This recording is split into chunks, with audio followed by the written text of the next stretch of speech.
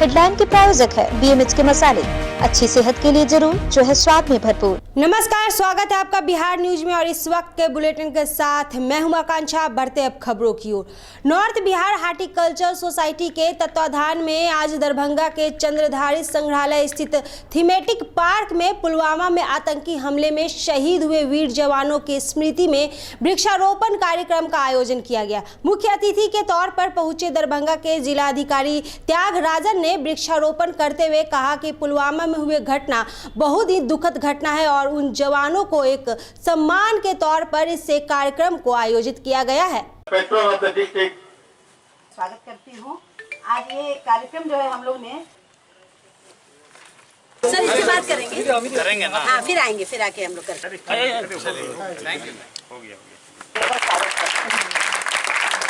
हम लोग इस जो घटना हुई है बहुत ही दुखद घटना है और उन जवानों को एक रेस्पेक्ट के तौर पर, होमेज के तौर पर इस कार्यक्रम को आयोजित किया गया है और बहुत ही अच्छा सोच है। एक पौधा लगाने पर उसका उम्र इटर्नल रहता है और जब तक वो पौधा रहेगा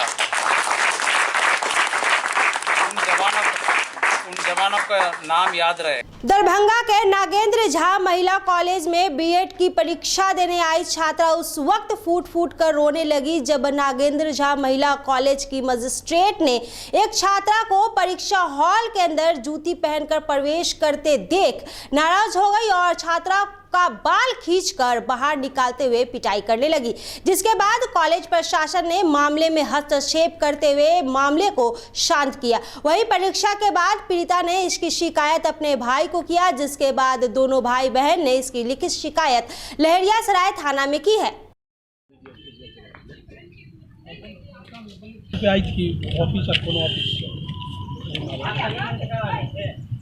नाम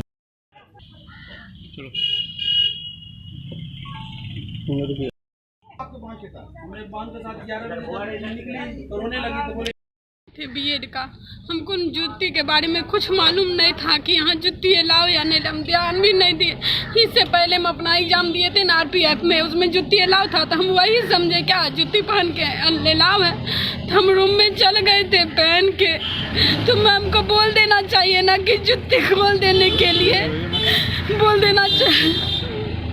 हाँ, आई और मारने लगी 10-15 थप्पड़, बहुत जोर जोर से बाल खींच के ऐसे ऐसे बहुत मारने लगी नागेंद्र झा कॉलेज में। और जो मैडम जो आई थी वो बोली मैडम क्या जो ने हम मारपीट नहीं की, इनको केवल बाल खींच के बाहर निकाले हैं। और कॉलेज प्रशासन में 10-20 को गार्जियन विद्यार्थी सब था, उनको कॉलेज के सारे स्टाफ के सामने विद्यार्थी भी बोला है जो हमारी है। 1-2 को विद्यार्थी का नंबर भी हम लिए हुए हैं, 1-2 को विद्यार्थी का हम नंबर भी लिए हुए हैं और सब विद्यार्थी बोली जो उनको 10-15 थप्पड़ मैडम मारी भी है।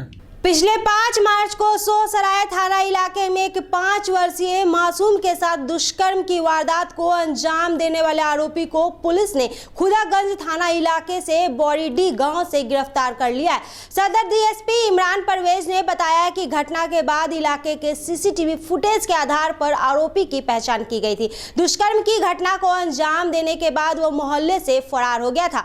5 दिन बाद भी जब आरोपी पुलिस की पकड़ में नहीं आया तो पुलिस ने वांटेड का तस्वीर जारी किया। इसके बाद वह पुलिस की पकड़ में आया। पकड़ा गया आरोपी सुबोध पांडे बिहार थाना इलाके का रहने वाला है। आरोपी के पास से पुलिस ने बच्ची के स्कूली बैग को भी बरामद किया है।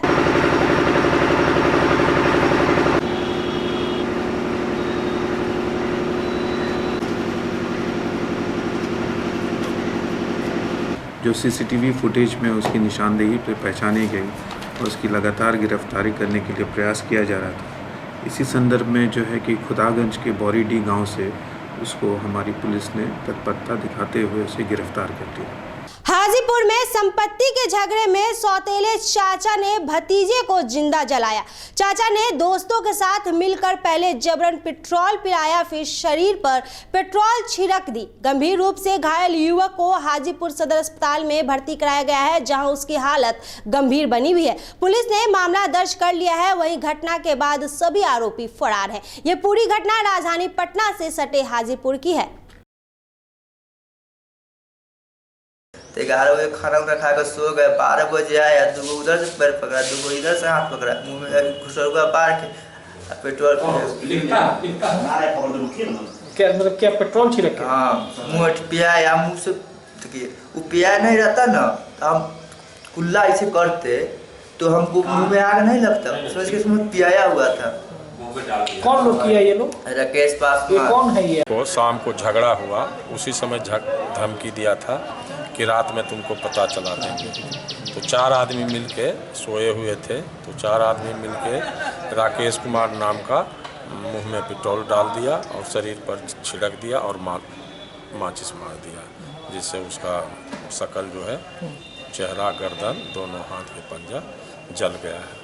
जिले के समरनालय के सभा कक्ष में जिला अधिकारी चंद्रशेखर सिंह ने प्रेस वार्ता में प्रेस को संबोधित करते हुए बताया कि भारत सरकार निर्वाचन आयोग के आसन्न लोकसभा चुनाव की घोषणा होते ही जिला प्रशासन पूरी तरह हरकत में आ गई है, जिससे प्रेस प्रतिनिधियों के अलावा तमाम राजनीतिक दलों ने जिला अध्यक्ष एवं सचिवों की अलग अलग बैठक आयोजित कर जिला प्रशासन के मुखिया जिला अधिकारी सह जिला निर्वाचन पदाधिकारी चंद्रशेखर सिंह ने आयोग के निर्देशों का हवाला देते हुए बताया कि जिले भर में आचार संहिता लागू कर दी गई है।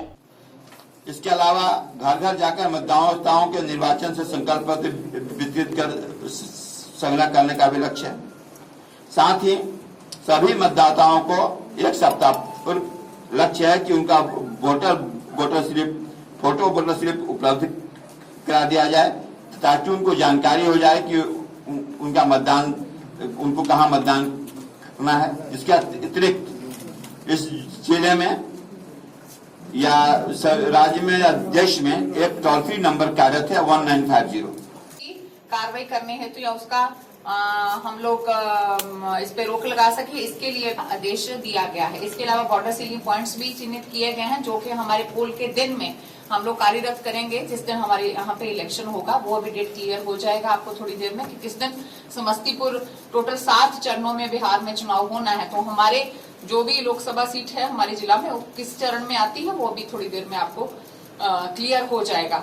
इसके अलावा हमने सारे जितने भी हमारे पुलिस पदाधिकारी हैं, सिविल एडमिनिस्ट्रेशन के लोग हैं, जितनी पॉलिटिकल पार्टीज हैं, क्योंकि अभी आचार संहिता आ गई है, लागू हो गई है, तो हम सबको उसका अनुपालन करना है।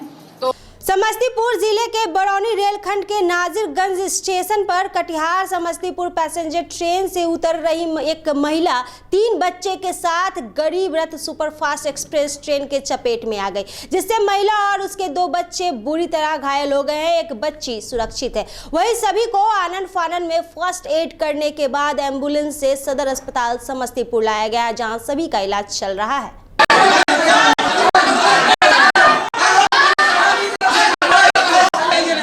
ठीक है, वो बच्चा सुरक्षित है। पहले ही जो देखिए, गरीब रथ से ये घटना घटी है। घटने के घंटों बाद तक वो तीनों पूरी तरह घायल अवस्था में रेलवे ट्रैक पर पड़ा रहा।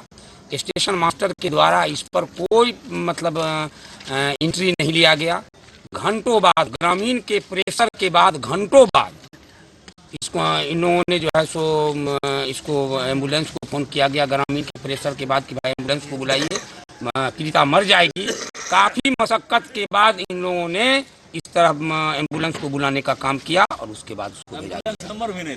नालंदा जिले के सिपाहा गांव के समीप मॉडर्न शैक्षणिक समूह नवादा की नई शाखा मॉडर्न इंग्लिश स्कूल का शुभ आरंभ किया गया, जिसका उद्घाटन बिहार शरीफ की मेयर वीना कुमारी और पुलिस एकेडमी राजगीर के deputy director DIG doctor Parvez Akhtar द्वारा दीप प्रज्वलित कर किया गया। इस अवसर पर डीआईजी ने कहा कि बच्चों के सर्वांगीण विकास के लिए शिक्षा के साथ साथ संस्कृति व शिष्टाचार बहुत जरूरी है। मॉडर्न स्कूल इन्हीं खूबियों के बदौलत नवादा में विशिष्ट पहचान बनाने का काम किया है। इस प्रतिष्ठान का नालंदा में खुलना गर्व की बात है। इस अवसर पर निदेशक अनुज कुमार ने बताया कि उनके संस्थान में गरीब बच्चों को निःशुल्क शिक्षा दी जाती है, ताकि समाज के अंतिम पायदान पर खड़े लोगों का इसको लाभ मिल सके।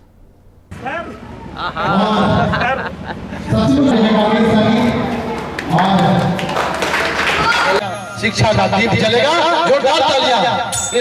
और अपनी आज doctor Parvez Akhtar sir DIG और नाला बच्चे जो हमारे समाज में पढ़ नहीं पा रहे हैं उनके साथ बहुत लाचारी है। तो मॉडर्न शैक्षणिक समूह में बीएड कॉलेज हो, स्कूल हो, आईटीआई हो, लगभग उसमें 200 से 300 बच्चे प्रति साल मुफ्त एडमिशन लेते हैं। वो यहाँ भी उनका लाभ मिलेगा। और हम केवल यह नहीं कि प्रोफेशनल ढंग से इसकी शुरुआत कर रहे हैं। मैं कामना है, बहुत शुभकामना है कि इसी तरह से मॉडर्न ग्रुप ऑफ स्कूल्स जो है, ये मॉडर्न एजुकेशन जो है, ये पूरे भारत में अपना चेन कायम करे। मोतिहारी में चुनाव आयोग की घोषणा के साथ ही पूर्वी चंपारण में आदर्श आचार संहिता लागू हो गई है। हथियारों को लेकर चलने सहित अवैध रूप से रुपए को ले जाने पर प्रतिबंध लागू किया गया है। आम लोग अब महज 50,000 रुपए लेकर ही कहीं आ जा सकेंगे। इससे अधिक रुपए लेकर चलने और पकड़े जाने पर रुपए जब्त होंगे और फिर रुपए की वैधता की जानकारी देने पर ही मुक्त हो सकेंगे। साथ ही देर रात तक तेज आवाज में कुछ भी बजाना प्रतिबंधित किया गया है। आचार संहिता के लागू होने पर समरणालय में डीएम और एसपी ने अधिकारियों के साथ संयुक्त रूप से प्रेस सम्मेलन कर आचार संहिता के नियमों की जानकारी दी है। आप लोग के माध्यम से हम लोग मैसेज यही पहुंचाना चाहते हैं पब्लिक तक कि 10 बजे से 6 बजे तक रात्रि 10 बजे से सुबह 6 बजे तक किसी भी तरीके से लाउडस्पीकर का प्रयोग नहीं होना है। लाउडस्पीकर एक्ट के प्रावधानों के तहत ही कार्रवाई होनी है। उसको लोग नहीं जानते हैं तो एक बार पढ़ लें। सोशल मीडिया पे, इंटरनेट पे, ओपन सोर्स पे हर जगह अवेलेबल है। अगर नहीं जानकारी है तो जानकार लोगों से बात कर लें। पूर्वी चंपारण जिले में 3 लोकसभा क्षेत्र, 3 संसदीय निर्वाचन क्षेत्र का पार्ट आता है। पश्चिम चंपारण, पूर्वी चंपारण और शिवहर संसदीय निर्वाचन क्षेत्र, और इसके अंतर्गत कुल 12 विधानसभा क्षेत्र हैं। कुल 32 लाख से भी अधिक की संख्या में मतदाता हैं इस जिले में, जिनके लिए 3,269 मतदान केंद्रों की स्थापना की गई है। हम लोग निर्वाचन प्रबंधन के अंतर्गत सभी मतदान केंद्रों पर कुछ बेसिक सुविधाएं सुनिश्चित कर चुके हैं और आने वाले दिनों में मतदाताओं को जागरूक करने के लिए, मतदाताओं की भागीदारी बढ़ाने के लिए स्वीप गतिविधियों के अंतर्गत अनेक कार्यक्रम हम लोग चलाएंगे। दरभंगा में जिला निर्वाचन पदाधिकारी दरभंगा ने दरभंगा समरणालय स्थित अंबेडकर सभागार आदर्श आचार संहिता के लागू हो जाने पर क्या करना है और क्या नहीं करना है, इसकी जानकारी सभी संबंधित दलों एवं अभ्यर्थियों के निचले स्तर तक के पदाधिकारी एवं पार्टी कार्यकर्ता को होना आवश्यक है, ताकि कोई उनसे अनजाने में भी कोई गलती नहीं हो। आदर्श आचार संहिता का उल्लंघन हो जाने की स्थिति में उनके विरुद्ध कार्रवाई होगा, उसे टाला नहीं जा सकता। वहीं जिलाधिकारी ने कहा कि राजनीतिक दलों के द्वारा जो भी पोस्टर, बैनर लगाए गए हैं या दीवार पर लेखन किया गया है उसे तत्काल हटा दें। एक ही बात या भाषण, बैठक या जुलूस निकालने का प्रस्ताव रखते हैं तो इस चुनाव आयोग का तिथि किसी भी समय घोषित होने के परिस्थिति में आज सभी राजनीतिक दलों के साथ मॉडल कोड ऑफ कंडक्ट आदर्श आचार संहिता के संबंध में विस्तृत चर्चा हुई है। डूस एंड डोंट्स, यानी करना क्या है, क्या नहीं करना है, इस संबंधित विभिन्न प्रकार के बिंदुओं पर विचार विमर्श हुई है और उन लोगों की राय भी लिया गया है। और हम सभी का जिम्मेवारी बनता है कि आचार संहिता का अनुपालन 100% करें। जो प्रशासन हो, राजनीतिक दल हो या कोई भी स्टेक होल्डर, सिलेक्शन पदाधिकारी हो, सभी लोग इसको मिल करके आचार संहिता का पालन करें, ताकि चुनाव आयोग का जो मकसद है पारदर्शी, स्वच्छ और भागीदारी सहित चुनाव इस बार 2019 में अच्छे ढंग से संपन्न। मोकामा में भी लोकसभा चुनाव की डुगडुगी बजते ही हर तरफ उत्साह और हर्ष का माहौल कायम हो गया है। खासकर मुंगेर लोकसभा क्षेत्र के मोकामा शहर में लोकतंत्र के इस महापर्व को लोगों ने गजब का उमंग देखा जा रहा है। स्थानीय लोगों ने चुनावी बिगुल बजते ही चंद शब्दों में अपनी खुशी का इजहार किया है कि इस बार जो लोकसभा का चुनाव होगा वो पत्थर का मील बनकर स्वच्छ और निष्पक्ष होगा। इसी के साथ मैं मुंगेर लोकसभा वासियों को भी कहना चाहूँगा कि स्वच्छ चुनाव में और स्वच्छ उम्मीदवार का मतदान कर स्वच्छ राष्ट्र का निर्माण करने में अपना योगदान दें। कल चुनाव आयोग के द्वारा लोकतंत्र के महापर्व का घोषणा किया गया है। आम जनता में काफ़ी उत्साह है। हम लोग भी चाहते हैं कि चुनाव समय से हो, शांतिपूर्ण और सद्भावना के रूप में हो, और हम लोग का प्रयास रहेगा कि जो अच्छे और काम करने वाले उम्मीदवार हैं उनको जिताया जाए। यह चुनाव आयोग का फैसला जो है सो हम लोग के लिए बहुत उत्साहजनक है, हर लोग उत्साहित हैं। लोकसभा चुनाव की तारीखों की घोषणा होते ही प्रशासन का चुनावी रुख सामने आने लगा है। मोतिहारी के विभिन्न क्षेत्रों में टंगे बैनर पोस्टर अब उतारे जाने लगे हैं। पूर्वी चंपारण के ढाका नगर पंचायत व मोतिहारी नगर परिषद के विभिन्न इलाकों से बैनर उतारा जा रहा है। खुद नगर पंचायत के कार्यपालक पदाधिकारी शहरों के चौक चौराहों पर लगे बैनर पोस्टर को हटवाने में जुट गए हैं।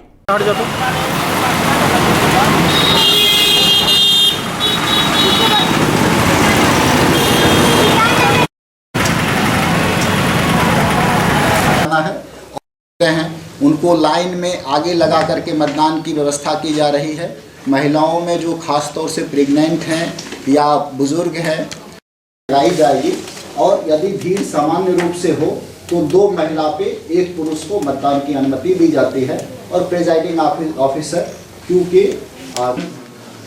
हम लोगों के पास जितने भी आर्म्स से 1874 जो शस्त्रधारी हैं उनको हम लोग सत्यापित कर चुके हैं, और तकरीबन 850 आर्म्स अभी तक डिपॉजिट डेट के साथ ही मैंने 4-5 दिन पहले चल रहा है। कुशांग, जिसका नाम cyber crime unit and social media unit है, इस बार विशेष रूप से स्थापित किया गया है। जैसे आप सभी लोग अवगत हो गए, जो विगत चुनाव हुए थे, अमेरिका में चुनाव हुए थे, या जो ब्रिटेन में जो ब्रेक्जिट का रेफरेंडम हुआ था, तो उस पर ये बहुत बड़ा मुद्दा बना था कि जितने भी सोशल मीडिया प्लेटफॉर्म्स हैं, चाहे फेसबुक है, ट्विटर है, इंस्टाग्राम है, तो इसमें काफ़ी लोगों को नेगेटिव प्रोपेगेंडा देके और लोगों के इन्फ्लुएंस को, लोगों की जो ओपिनियन है उनको इन्फ्लुएंस करने का एक प्रयास किया गया था। प्लास्टिक बैन की क्या बात है सर?